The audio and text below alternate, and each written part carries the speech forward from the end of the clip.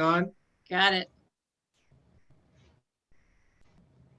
Welcome, everyone. It is so nice to see everyone who's here today. I wish I could go through and say hello personally to each and every single person that I know in these little boxes, because there's so many happy smiling faces that I would like to say that hello to, but I'm just going to give a warm welcome to all of you at one time in the interest of time.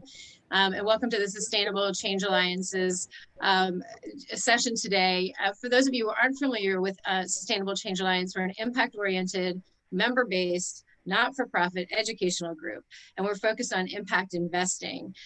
We define as bringing financial and other resources to double and triple the bottom line organizations that are trying to address big social, environmental, and health-related issues, and trying to do that in a sustainable manner. Some of these organizations are for-profit, some are nonprofit, and some are from the independent sector. My name is Jackie Carrera. I'm the CEO of the Santa Barbara Foundation and a proud member of the Sustainable Change Alliance and a member of the board. And I'd like to acknowledge my really hardworking and dedicated peers on the Sustainable Change Alliance board, and who are here, some of whom are here in this meeting. And so really many thanks to you all for all that you do, for being on the call and organizing today's event. And finally, most importantly, we couldn't do this without our sponsors. Our founding sponsors are Argyle Capital Partners, Impact Family Office, Maps.com, Solgenex, and UBS. Our platinum sponsor is Nixon Peabody Law Firm. Silver sponsor is Bashir's Insurance. And if you are not yet a member of the Sustainable Change Alliance Foundation, we really encourage you or your organization to join us on this journey. Not only is it an amazing mission, but it's a lot of really fun, great people to work with. And I'm speaking of my peers. And so there is a website. It is sustainablechangealliance.org, where you can sign up as a member. For today's meeting, I want to let you know that it is being recorded, and that if you could keep yourself, I think you're automatically on mute, but the guest speakers will be allowed to come off mute. We encourage you, though, to ask questions and to use the chat box to do so.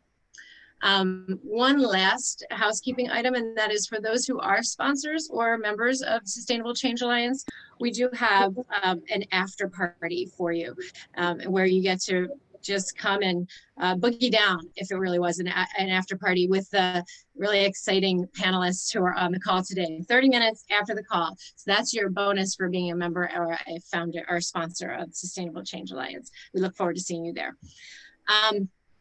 So first, I'm going to put my the Santa Barbara Foundation hat on and thank my board members and peers at the Sustainable Change Alliance for hosting us today to talk about the working family. It's an issue that we as an organization care really deeply about. It's the focus of our strategic plan, our primary focus. And so at first, I just want to address why. Why did we focus on the working family? And I'm just going to throw a few statistics and facts at you. It was back in 2018 when we were putting the strategic plan together, and I think I saw Barbara Anderson on this call. I'm really happy she's here. She was a real leader in the development of our strategic plan. We were looking at low to moderate income families that were working steadily, but then still really struggling to meet the basic needs of their families. Nearly 23% of the residents at that time were living below the federal poverty level, and over 26% of the children in our county were living below the poverty line as well, which is the third worst in the state.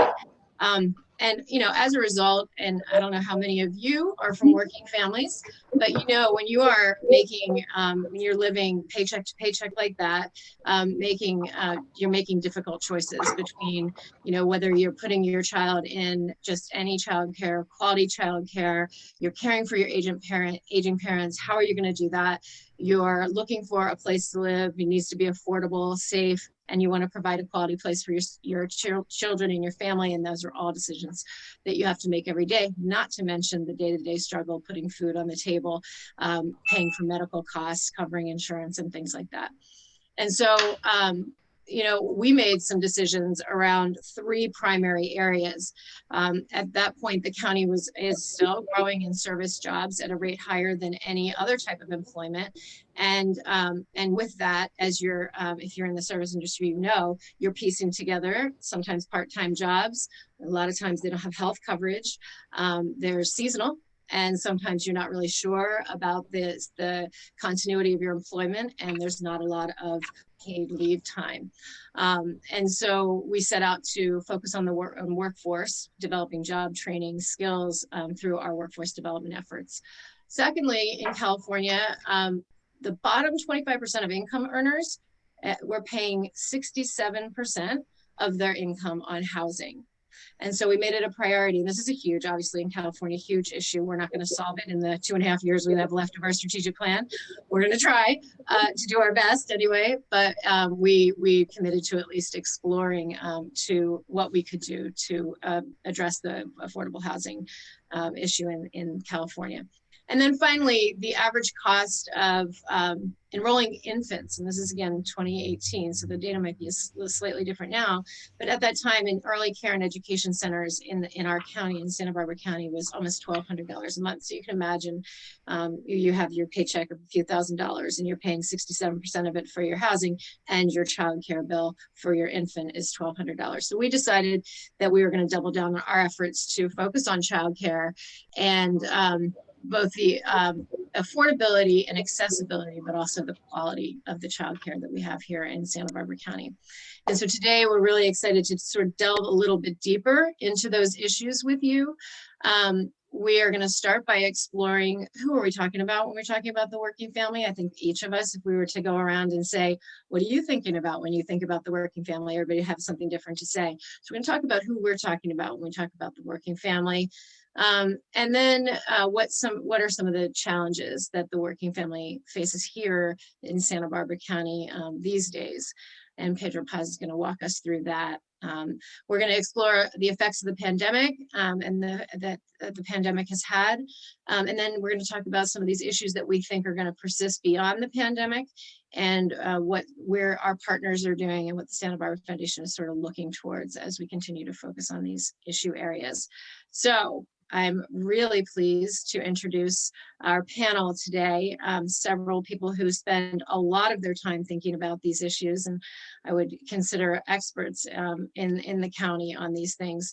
Pedro Paz is our Director of Grantmaking at wave, there you go, at Santa Barbara Foundation. He's been with us since 2018, and he was previously employed as the Program and Evaluation Manager for First 5 Santa Barbara County. Petra Gomez, you wave, Petra. She's the program manager at Santa Barbara Foundation. She oversees grant administration, childcare, around our childcare, workforce development, and workforce housing areas. Teresa Alvarez. Teresa, you're not on my screen, but wave. Oh, there you are. Yay. She's the interim executive director at the Carpinteria Children's Center. She's got 10 years experience in the nonprofit field and has worked with many nonprofits, including United Boys and Girls Club in Santa Barbara and the Council on Alcoholism and Drug Abuse. Happy to have you here, Teresa. Tom Lamica, who is not only a fantastic father, and I'm saying that as a personal note because I happen to know his fantastic son. He is with Allan Hancock College. He's a project director there working with K-12 partnerships, co-ops, and career development. So Tom, I don't know if you waved, but give it a there. Jane Renahan, Jane, there you are. Jane is the Director of Property Management for People's Self-Help Housing. We rely on greatly in this county, where she supervises property management and maintenance for the organization's over 2,000 rental unit portfolio. And also with us, but not on the panel, is Rubai Estes. Rubai is, she's been with the foundation for 7 years. She's our Vice President of Programs, and we're really happy she's here today.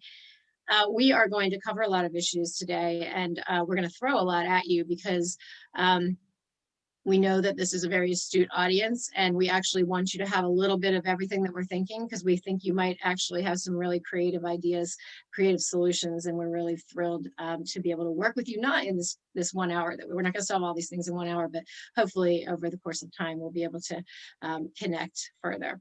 So as I start, I would like, before I turn this over to Pedro, I want to just take a moment for you to pause and think about the working family. I want you to think about who it is in your mind that when you hear the term working family, what are you thinking about?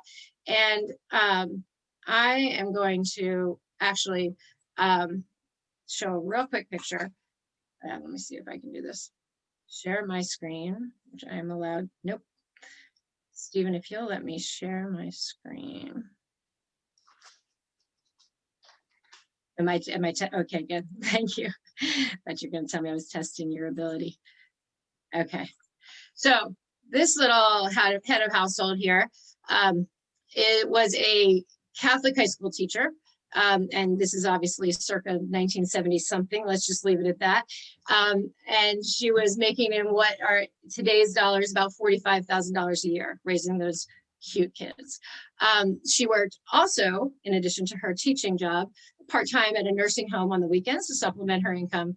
She also tutored after school, which further supplemented her income. And by the way, is a cash business, which is really an important piece of data that you should keep in mind. And during the summer, she taught summer school. And eventually those kids worked to supplementing the household income. And I can assure you that they dominated the neighborhood newspaper route before they actually had their workers' permits to go work in the real world, dry cleaner. This head of household also, she could have become certified actually. This is important to teach in the public school system, but she held off for many years because that extra income would have thrown her into a different income category, which would have disqualified her from getting need-based aid for her kids to get scholarships to go to school, the schools that she had dreamed for them to go to. And so she held off on that for a while. I think the differentiating factor here is that she was able to get a loan early on to secure a home. And over the course of time, and for those of you who are old enough to remember, the interest rates in the late 70s and early 80s were at 8, 9, 10, 11, 12, 13, 14, 15. They were growing. But she was able to refi that house 3 times to be able to get her through those early years and those really tough times. Later on, eventually, she did end up going to work for the school system and made a lot more money, was able to secure a pension, and then when she died at the age of 69, had a pretty good little estate there going for herself. And I share that with you because every single working family has a different set of variables. And, some people work, some people are looking for employment, some people have multiple heads of households, some people have many different types of incomes, some people have caretaking elderly. There's so many there's so much diversity in the working family. And so I want you to know that in Santa Barbara County, we're not just talking about one particular profile. We're talking about your friends. We're talking about family. We're talking about neighbors, colleagues, and community members, people that we come across every single day. And so with that, I'm going to turn it over to Pedro Paz, who is going to give us a little bit of the demographic information. And I know, Stephen, if you can help him share the screen, that would be ideal. Thank you. Thank you, Jonathan.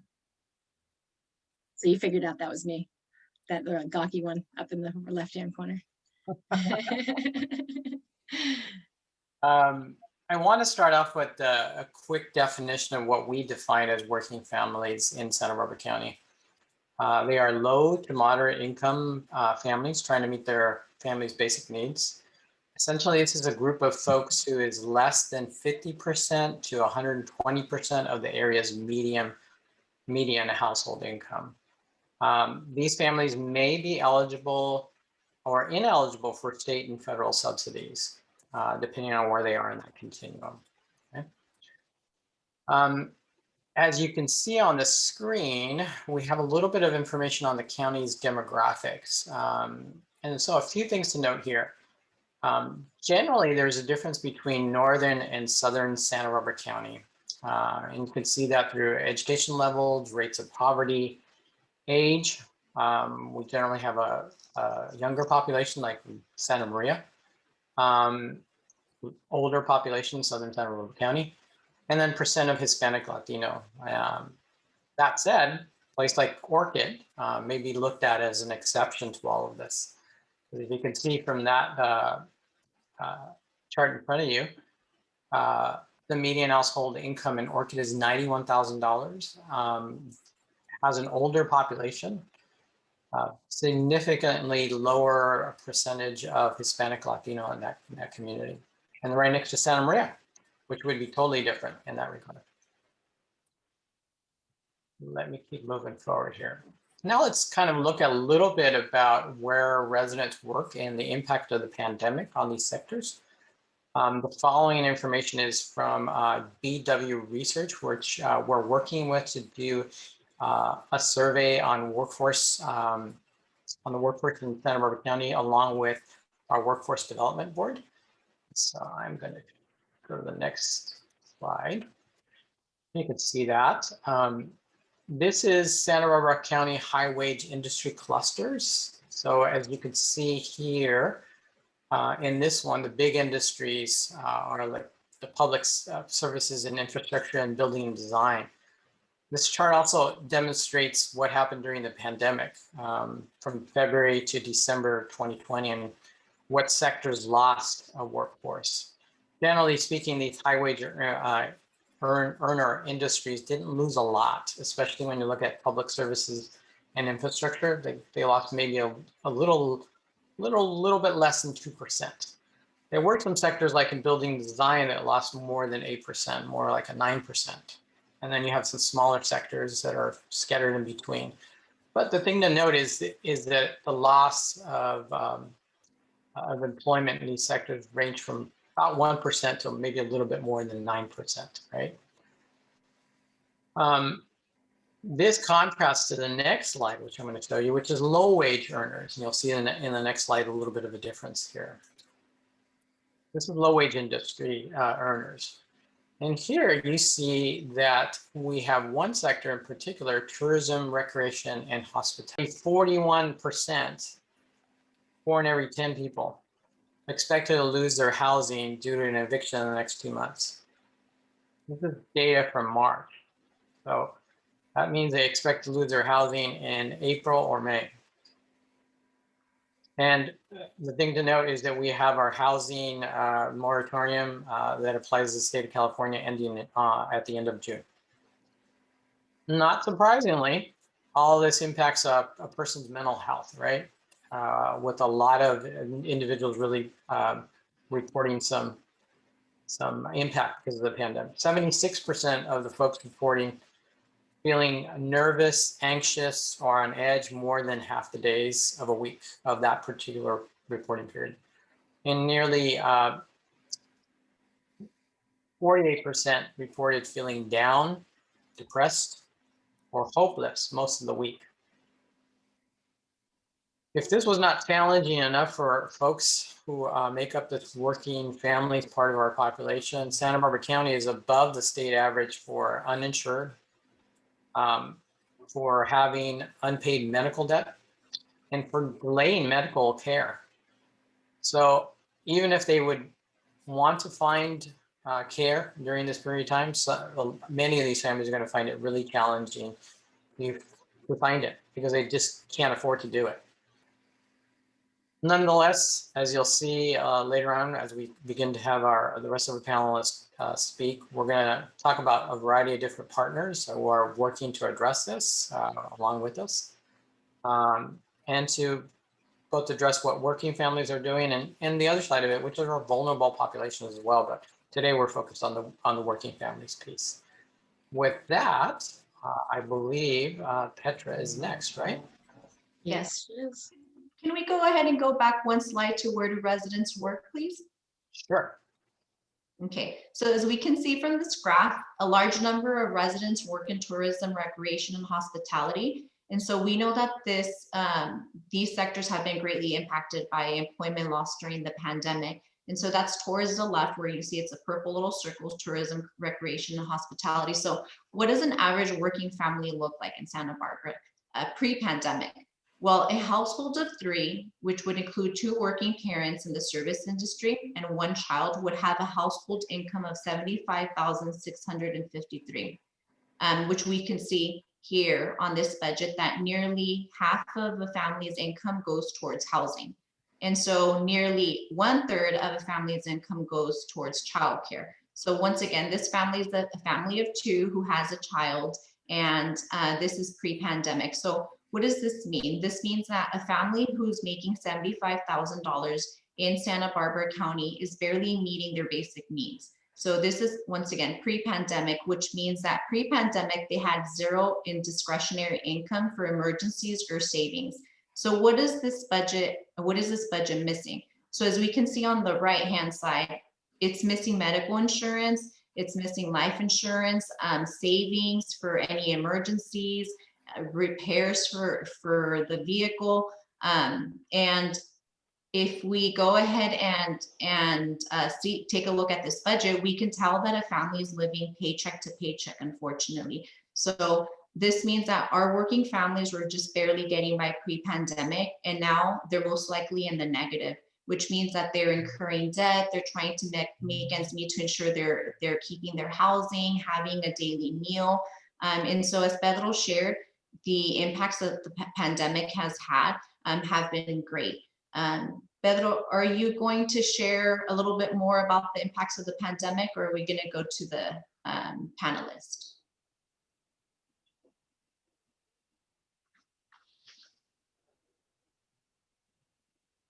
We'll go ahead and go into the panelists. I think Pedro's muted. And so now we have our panelists who are going to be sharing a little bit about the experiences as it pertains to childcare, broadband, and housing. And so the stories that they're going to be sharing are regarding our working family. So our first panelist is Teresa Alvarez. She's going to be sharing regarding the challenges that working families face in acquiring quality and affordable childcare. So I'll turn it over to you, Teresa.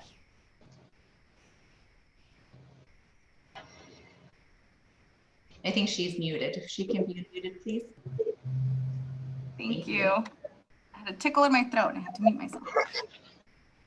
Thank you so much for having me here. Thank you, Santa Barbara Foundation, for inviting me to speak alongside other excellent community partners to share some of the challenges that our working families are facing. My name is Teresa Alvarez. As mentioned, I'm the Interim Executive Director at the Carpinteria Children's Project. For those of you who don't know, our mission at CCP is to prepare Carpinteria Valley children to enter kindergarten ready for success, regardless of the challenges they face, and promote access to a strong network of resources Carpinteria families need to thrive. So as we all know and have experienced, this past year, and on some levels, continues to be very difficult for everybody. Our food bank distribution continues to serve 300 families a month, so that continues to be a need. Parents continue to seek better employment opportunities. As Jackie was mentioning, they're having trouble making ends meet with the different employment opportunities that they have now. And families continue to live together to save on rent. So I appreciate all of the information that was given before because it very much resonates with what we're seeing in our families here in Carpinteria. So we have seen a variety of new needs arise as well, but one constant has been the need for childcare so families can continue to work. Pre-pandemic, we had 72 children enrolled in our center. 44% of those in the parent-paid classrooms requested and received a scholarship, and most of those scholarships subsidized 50% of the cost of attendance. The majority, roughly 70% of children, lived in a 2-parent household. This is important to note because we often think, it might be single parent households, it's one parent trying to make ends meet, but we're seeing that it's 2 parents who are working probably as hard as they can and are still struggling to be able to pay for childcare and other things like what Petra was mentioning. So we knew some parents occasionally needed additional services, which we provide through our Family Resource Center, such as food, clothing, mental health resources, and parenting classes, but those needs became exacerbated by the pandemic. We closed our center in March when the rest of the world shut down, of course. We provided Zoom instruction, created packets for families to pick up at our site and take home to keep their children engaged during that time, and created YouTube videos of our teachers reading books, doing activities, and leading mini lessons. In July, we decided to open our center back up with COVID-19 modifications and following the CDC guidelines because we knew families needed to return to work. Interestingly, though, many of our families did not return, and we can speculate that that was due to perhaps the fear of the exposure to COVID-19, financial strains, or being able to work from home. And this is concerning because we don't know where those children are receiving care, if the care that they're receiving is dependable, if it's quality child care. I think some families are finding that they can work from home and pay someone, a babysitter, to watch the children while they're able to work. So we're definitely thinking about that. Additionally, licensing due to COVID restraints required we enroll fewer children to decrease the spread of the virus. Currently, we have 36 children enrolled, and 66% of those in parent-paid classrooms require scholarship of up to 50%. So this is higher than before, where it was 44% the year before.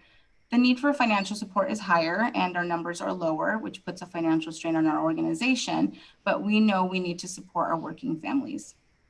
So this also includes keeping our teachers employed. We've been able to keep everybody hired and not lay anybody off because they too are working families. We have decided for the incoming year that we would not raise the cost of tuition. Some centers charge less than we do and others a little more. So we felt that keeping the cost the same would help our families. Some stories that families have shared are heartbreaking and others are very hopeful and are very fulfilling for the work that we do. Several of our families tested positive for COVID-19 and had to quarantine.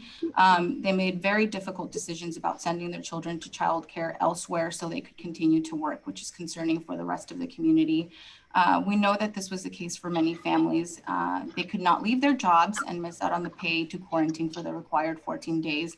And that was a struggle and a conversation we had to have as a center. Of course, we were following guidelines, but we know that a lot of families had to do that. But there are some silver linings. Recently, a handwritten note showed up on my desk from one of our scholarship families, and I asked their permission to share this story with you.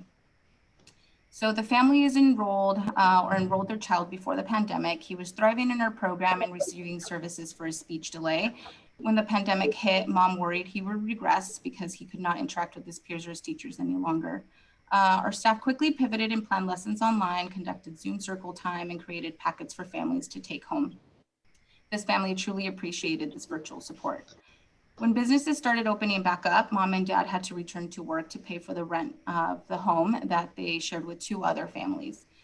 When we reopened, they were eager to return, but could not afford the tuition because they had been laid off for some time, and we were able to support with a scholarship. Her note said, "My son had a speech delay and we were referred to Tri-Counties Regional Center, where they determined that my son was autistic. He didn't like music, he ran away from his peers and would not look at people. Since being at CCP, he has advanced in all aspects and I see that he is happier." She went on to say, "Education is the best opportunity we can grant our children as parents. Thank you to all of the CCP staff for helping us with our son. He's made so much progress." And those are the stories that make this all worth it. And this is why we do what we do.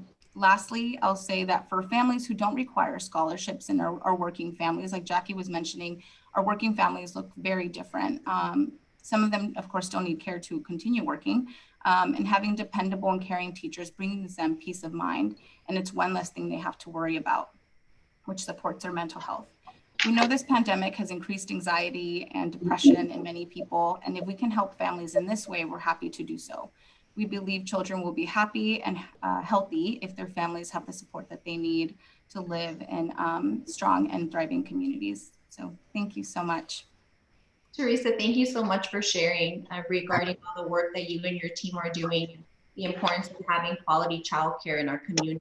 Especially, thank you for sharing the story of the family and the impact you made on their lives.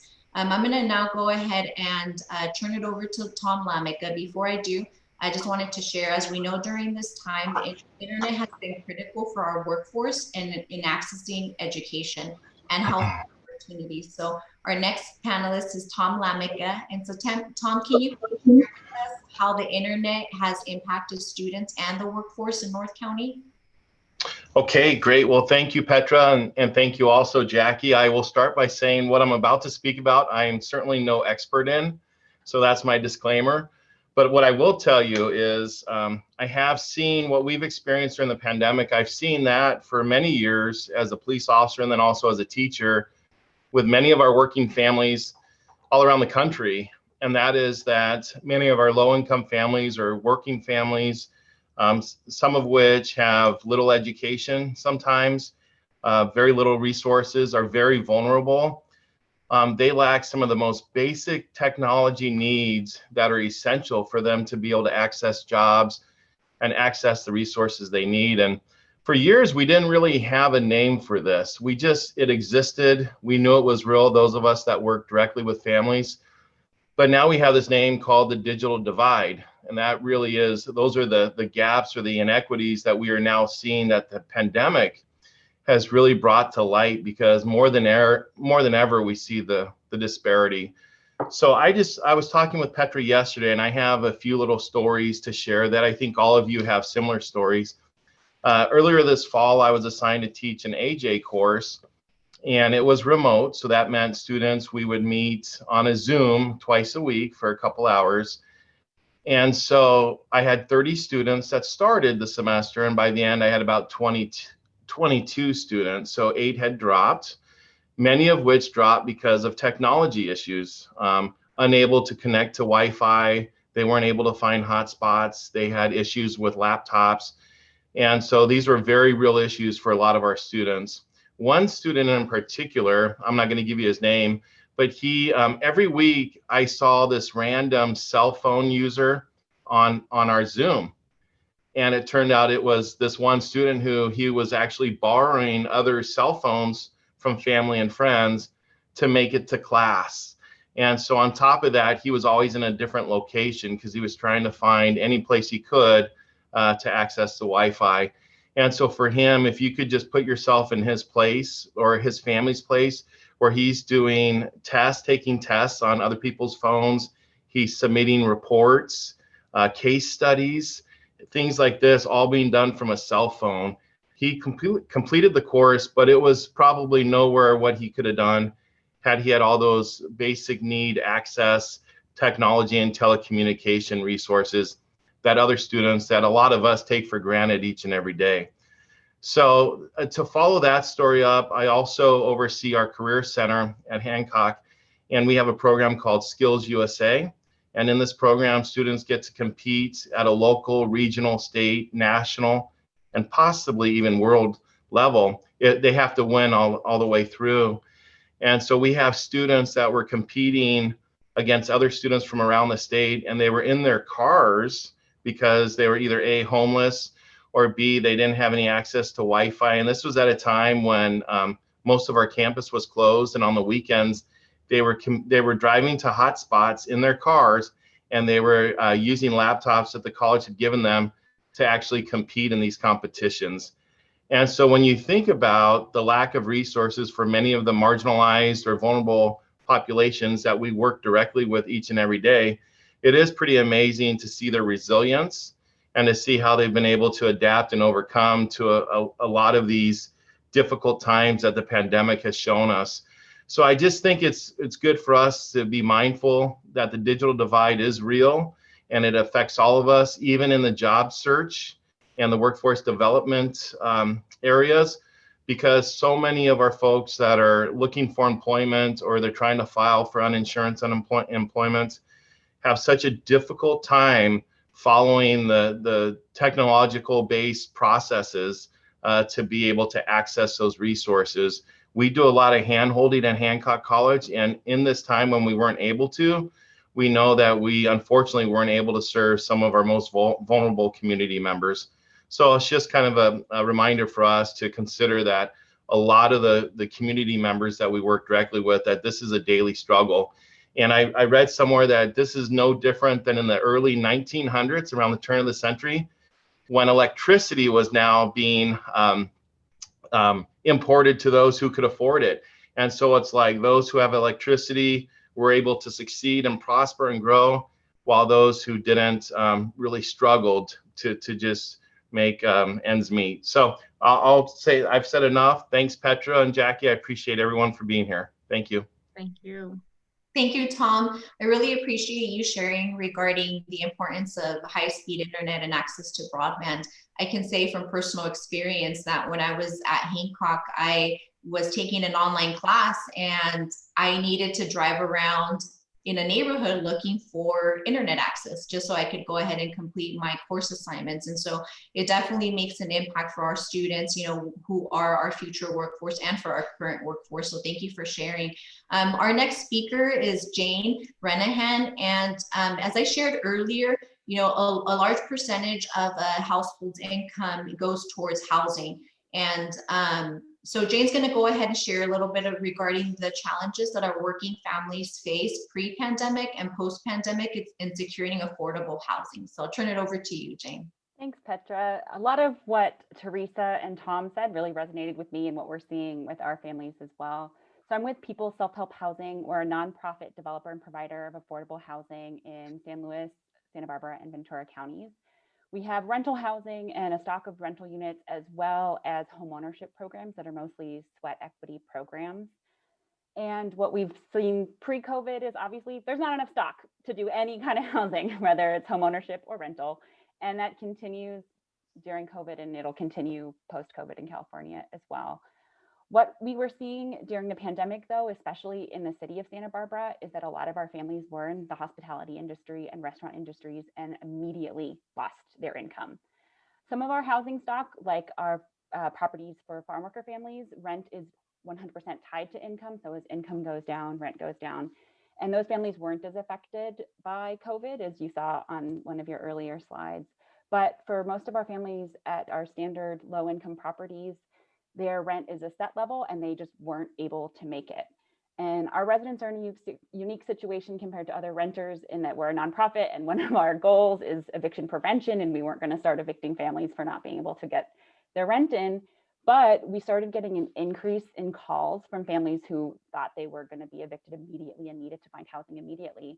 And unfortunately, we don't do emergency rental housing. We are all based on waiting lists. And in Santa Barbara, our waiting lists are 3 to 5, in some place 6 years long. And it really depends on the region in Santa Barbara or the type of housing, but it's years that we see people on our waiting lists, and we'll get families who apply to all of them and wait on all of them. One of the other things we saw around Goleta is that we had a lot of families who had employment with UCSB in custodial or food services who got sent home and then also were out of work as well.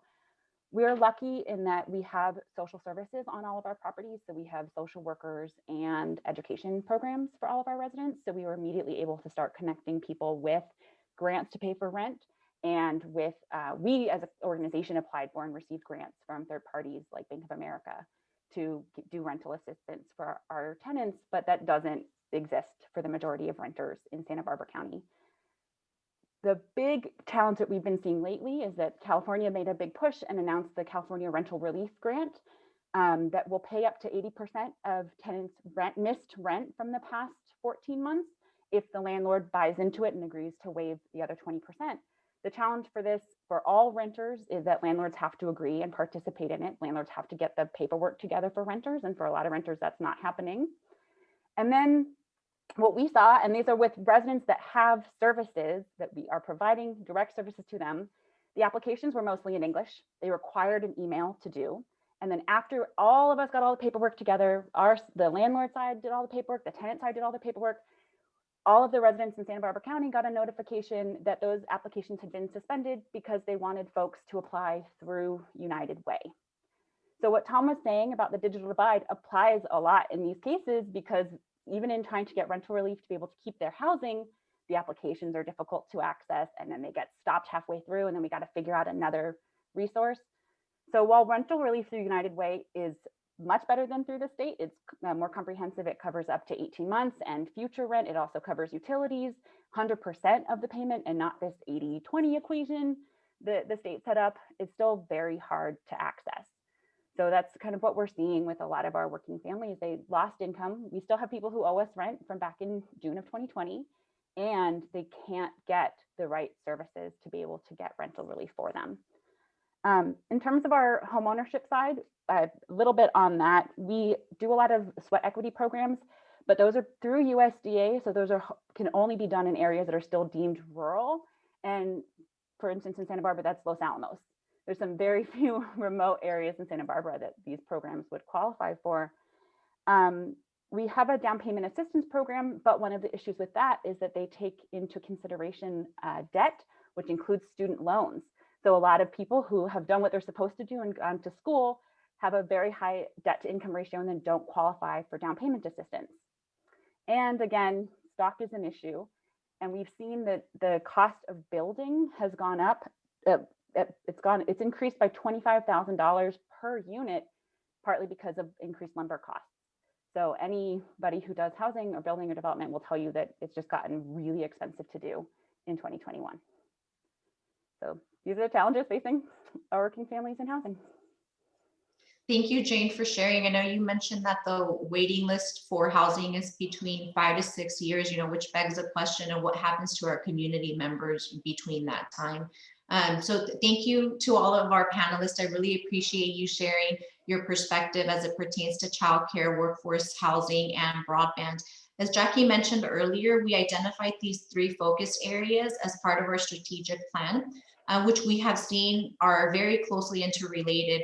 And we've seen this has become more evident post-pandemic or during the pandemic. So we have built many partnerships and provided grants in these areas. So I'm going to go ahead and mention a few of those partnerships. In the area of childcare, we have bi-weekly meetings, and it's a collaborative with our ECE leaders to ensure that we're discussing and monitoring the 0 to 5 childcare needs. We also hired a consultant to go ahead and lead bi-weekly childcare and public health partnerships, which we saw were extremely important during this time in ensuring that our childcare sector was being represented in the health department. And so some of the grants that we provided were to Children's Resource and Referral Santa Barbara County, so they could provide free COVID-19 health and safety kits to increase local childcare capacity. Another grant that we provided was to support the vaccination of childcare staff throughout Santa Barbara County. In the area of workforce development, we partnered with the Santa Barbara County Workforce Development Board to identify opportunities for collaboration in support of countywide workforce development solutions. And so an exciting event that occurred recently was with 2 of our grantees, Hancock and Get Focused, Stay Focused. Tom was part of that effort, and it was a pandemic or post-pandemic workforce development roundtable for employers and educators. And the purpose of that was to be able to talk about what are some opportunities and where should we be focusing on our efforts in the future in support of our workforce and students. And so, as I mentioned, we utilize our networks to encourage collaboration. And we've been doing this countywide to support increased access to broadband as well, which is high-speed internet. And in the area of workforce housing, we have been attending Act on Homelessness Prevention meetings, and which are coordinated by SB Act to learn and interface with housing service providers. And so we are really using our network here to encourage increased housing awareness and resources. And so we're looking forward to, in the near future, providing some grants in support of advocacy and education of affordable housing in the county of Santa Barbara. So I'll turn it over to Jackie now. Thank you. Petra, thank you so much. And thank you to Jane, Tom, Linda. We have Teresa. We have just an amazing panel with some great experience, and the stories are heartbreaking to hear. But thank you for sharing them, and thank you for the work that you do. We have a couple of questions in the chat, and I know I'm going to circle back around to see if Pedro or Rubai have anything to add as well. But before we do that, Linda has asked about universal pre-K, and Maria Chesley, hey Maria, has responded to that. And I just wanted to know, Pedro, if you have, being that your whole career has been spent in, or much of it anyway, with EC and childcare, do you want to touch a little bit on that? And also, Jonathan Gardner has a question about incentivizing more licensed facilities and providers. Yeah, I kind of want to jump in really quickly and say, is universal pre-K going to help move the needle for some families? Yeah, definitely, I think. One of the, as we spoke about early on in this conversation, one of the biggest expenses that people could face as a family is childcare. First, it's hard to find. Second of all, it's super expensive. Jackie said $1,200. Some places are charging $26, $24, not unheard of for infant care. Infant care is very expensive and very hard to find. If you're a family and have an infant and a 2 or 3 year old, you're probably spending $4,000 a month in childcare, give or take, depending on where you live. It's cheaper in the northern part of our county, but much more expensive in the southern part of our county. So if we were to remove a little bit of that or give some relief to families, they obviously could spend some of that money into other areas, whether it's to continue their own education or whether it's to be able to support our local businesses, because ultimately that money is going to a certain place. Not that it shouldn't go into childcare, because we do need that, but we also need to find ways to support our local businesses. One of the things that we all should always realize is that in southern Santa Barbara County, in the county in general, small businesses are a big driver of our economy. They're a huge part of what we do in this county. So if we were able to relieve that pressure, it gives a lot of room for people to address other issue areas, and gives relief in the housing part, which is the other sort of expensive burden on families in this community. It's hard to find a place to live, and it's also very expensive. Thank you.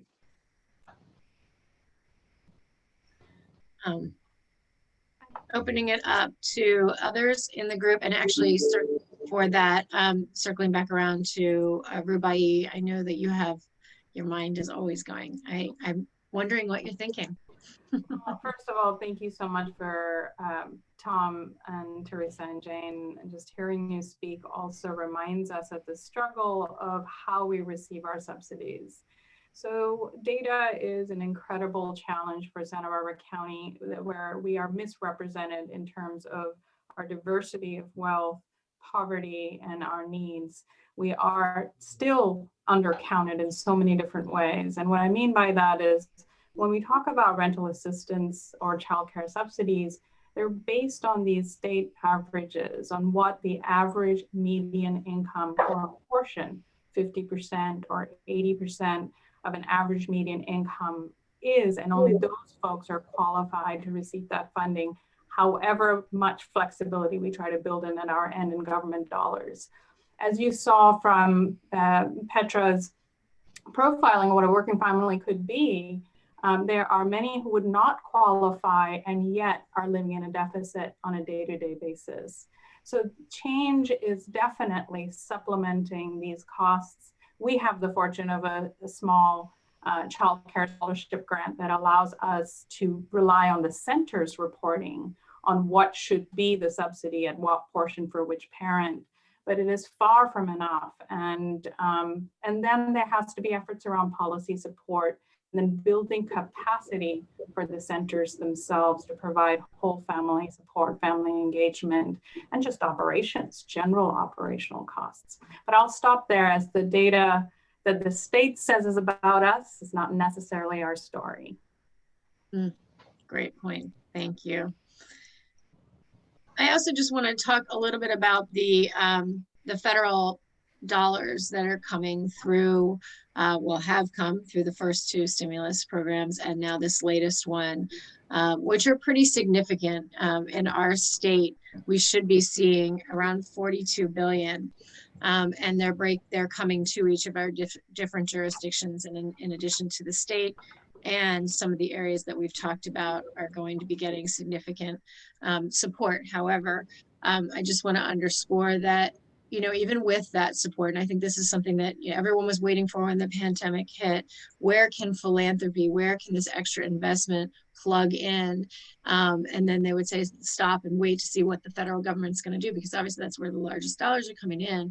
But I think it's great, and we're also pleased with the stimulus money that's been coming down in the latest American Rescue Act. But you know, these are temporary fixes, and there's also a significant amount of, it's a challenge to get that money out the door as quickly as possible to the people who need it in a way that is going to provide as much as we can the most sustainable support as possible. And I think that's where the role of philanthropy, and I know the Santa Barbara Foundation will be stepping in, as we did during the first 2 rounds, to work with our county and work with each of the different jurisdictions from Santa Maria to Santa Barbara, Carpinteria, Goleta, the whole entire county, to make sure that we're sharing information, we're learning from each other, and we're expediting the distribution of those resources as quickly as possible and effectively as possible. And so I just wanted to touch on that, because when you see big dollars like that coming to our state and to our local jurisdictions, I don't want there to be this, it's a misnomer that, okay, it's fixed. Now we're done. We don't have to worry about those issues anymore. That's actually great that it's there, but we should all be thinking about how we can make the most of this opportunity to create that sustainable change going forward. And I think of broadband when I think about this, and I think of, you know, a lot of childcare, a lot of the other issue areas that we're talking about, or really hoping to leverage what we've been doing to this point, and really make the most of this moment while we have it.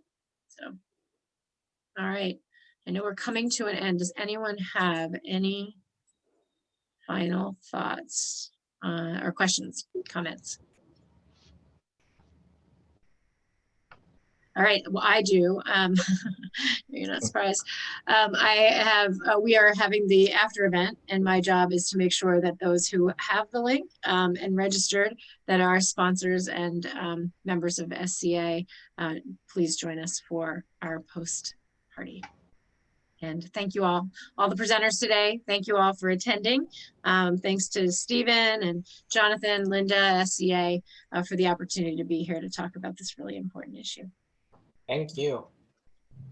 And with that, we're signing off in silence. Everyone's muted. Bye.